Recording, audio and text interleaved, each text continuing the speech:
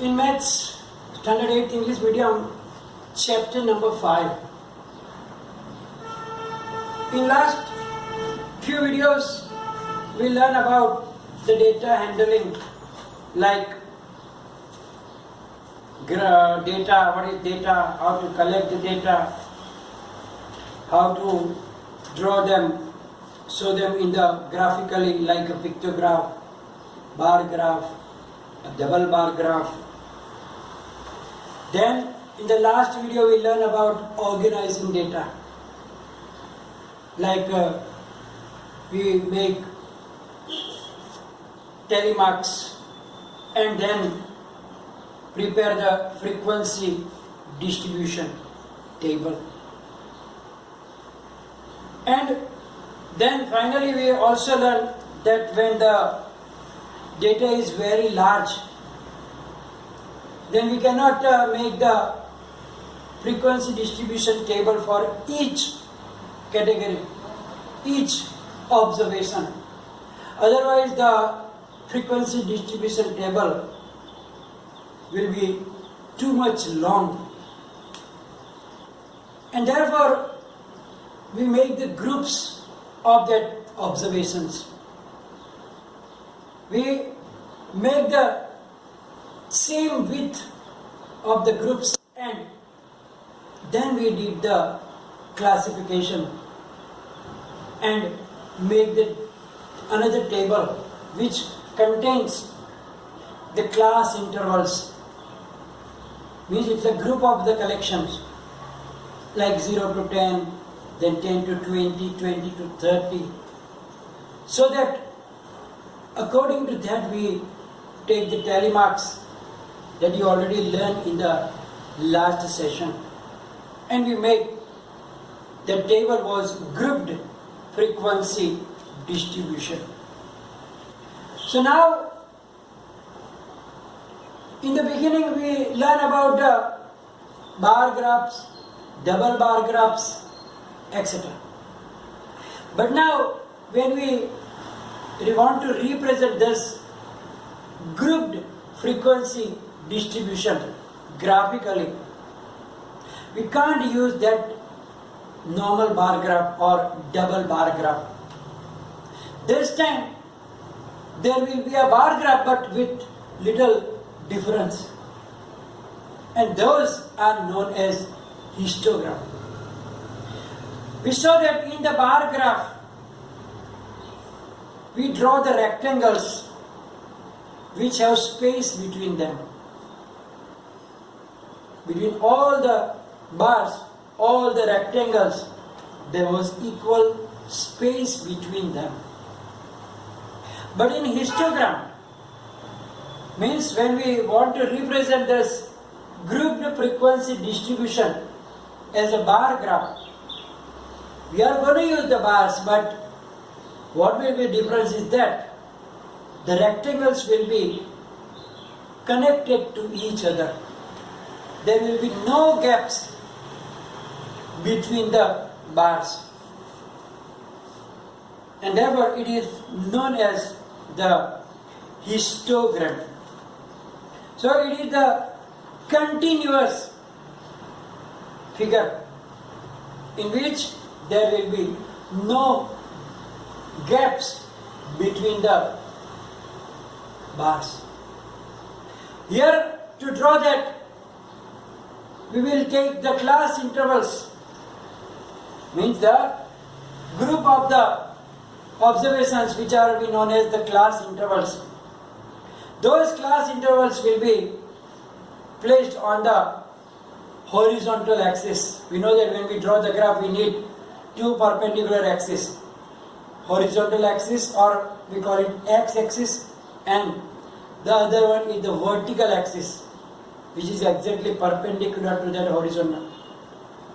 And that vertical axis we call it as y-axis also. So on the x-axis or on the horizontal axis we will put the class intervals, mean that group of the observations like 0 to 10, 20, 30, 30, 40, 40 to 50, etc. And on the y-axis or on the vertical axis, what will you take? The group, the frequency of that classes, frequency of the class intervals that we obtain, that will be put on the vertical or the y-axis. And then we will draw the rectangles which will touch each other. There will be no gap between the bars. And this type of representation of data is known as the histogram. So now, how do we draw the histogram? Or first let me show you the picture that how does it look. Then we will learn how to draw that histogram. You can see here, it is same like the bar graphs. In bar graphs, the bars are like that, separate. But now, in the histogram, the bars are having no gaps between them. It is a bar graph, but there is no gap between the different bars, and we call it histogram. So now to draw the histogram, what should be the steps? First we will learn about that, which steps we have to follow. And after that we will take an example that how to draw the histogram. First step, we draw two perpendicular axes, which we call x-axis and y-axis. So first step will be, on the graph paper, we have to draw two perpendicular axes, the horizontal and the vertical, x-axis and y-axis. Second step, we mark the class limits on the x-axis. We learn about the upper class limit, lower class limits. So we have to put, like, if there is 0 to 10, 10 to 20, 20 to 30, then on the x-axis we will put 0, 10, 20, 30, 40, all those marks. It means the class intervals limits. Then we mark the frequencies on the y-axis or on the vertical axis.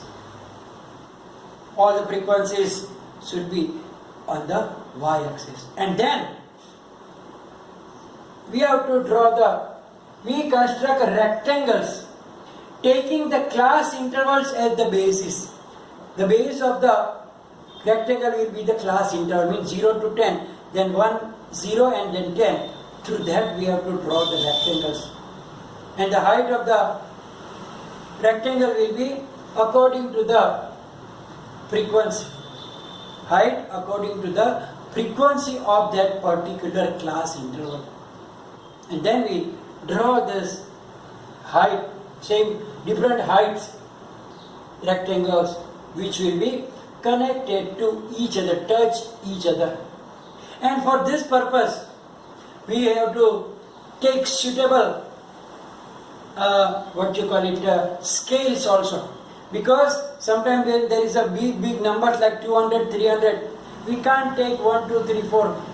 So this time we have to choose suitable scales on both the axes. On the x-axis also sometimes we have to take the suitable, and on the y-axis also we have to take the suitable scales also. Let us take an example to understand how to draw the histogram. Now here it is the question taken, the following grouped frequency distribution is of the marks obtained by 60 students in maths test. Draw a histogram for this. Means the frequency distribution, grouped frequency distribution is already given. And then according to this data, we have to draw a histogram. Now, we already learned the steps in which first we have to draw horizontal and vertical to perpendicular axis that I already had drawn for you. This is the x-axis and that is the y-axis. Now on the x-axis we are taking the class intervals which show the marks of the student. So you can, on your graph paper, there will be, after this down line, there will be some open space. You have to write down there class marks or the class limits, which is showing the number of marks of the student. Marks of students.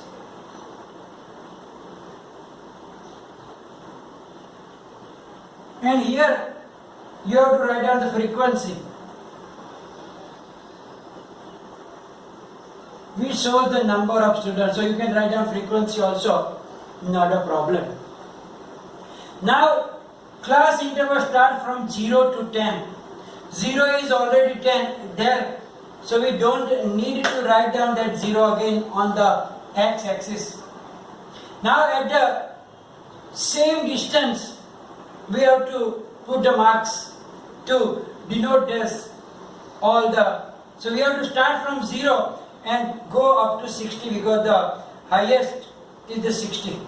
So 0, then on the x-axis here I can write down 10, 20, 30, 40, 50 and 60. We have to go up to 60 only because the highest is the 60. Now on the y-axis we have to denote the frequency.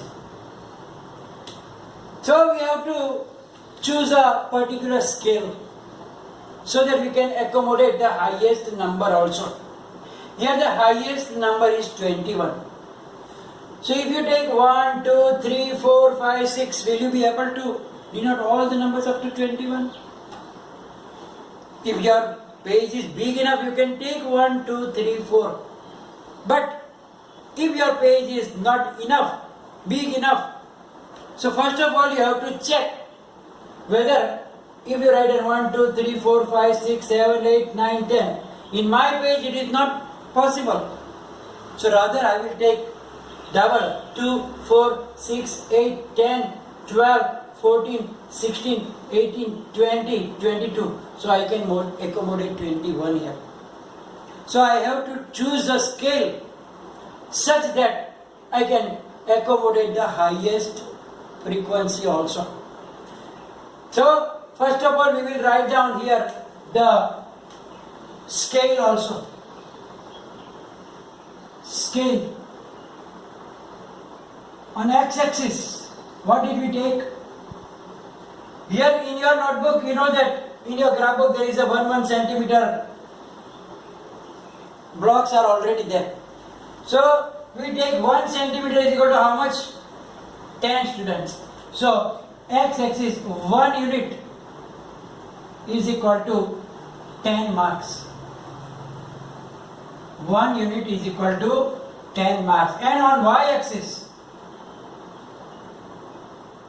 1 unit is equal to 2 students because we are going to take 2. So here we write down 2, 4, 6, 8, 10, 11, 12,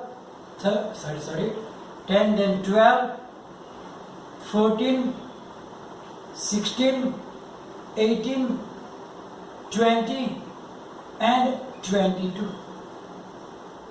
So our first step is this, that we will draw the axis, then on second we put the class limits here on the x-axis, and then we put the frequencies on the y-axis. Now we have to take one by one class interval and again that what is the frequency, and then we have to draw the histogram. you have to use the scale and the pencil. Doesn't matter, I am not using because it is not convenient for me. So now 0 to 10.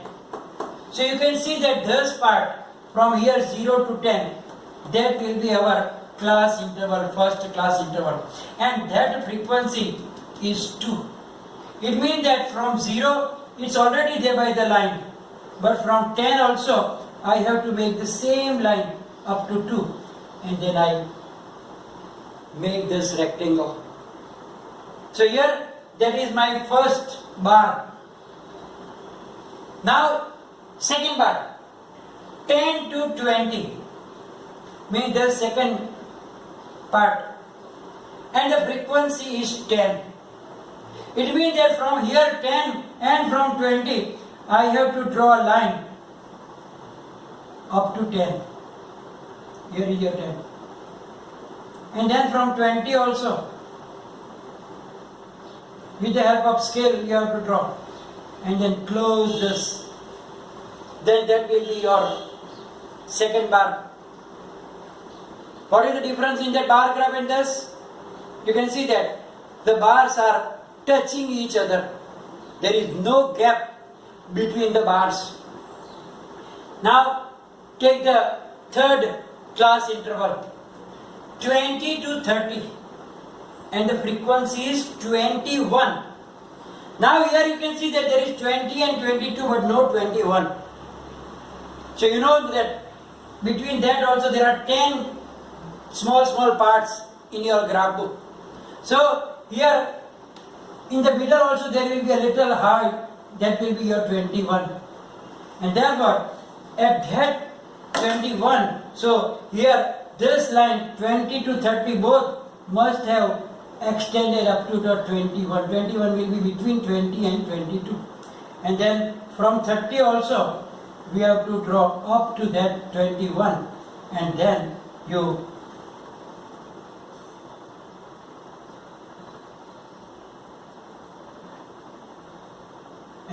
close that bar and make a rectangle. So 20 to 30, 21. So 20 to 30, it shows 21. You can write down their frequency on the top also. 2, here it is 10, here it is 21. And then 30 to 40 has 19 only. So now 30 has already line. From 40 go up to 19. So 19 will be between 18 and 20. So up to here we have to go. So from 40 go up to 19, it will be like here, and then close that. That is your 19. That will be your frequency 19. Now next 40 to 50, there is only 7 frequency. 7 means between 6 and 7, 6 and 8. So here it will be 6 and 8. So here 50, and then 6, 7, 8 means here. So 7 frequency is here. And the last, from 50 to 60, there is only 1 frequency.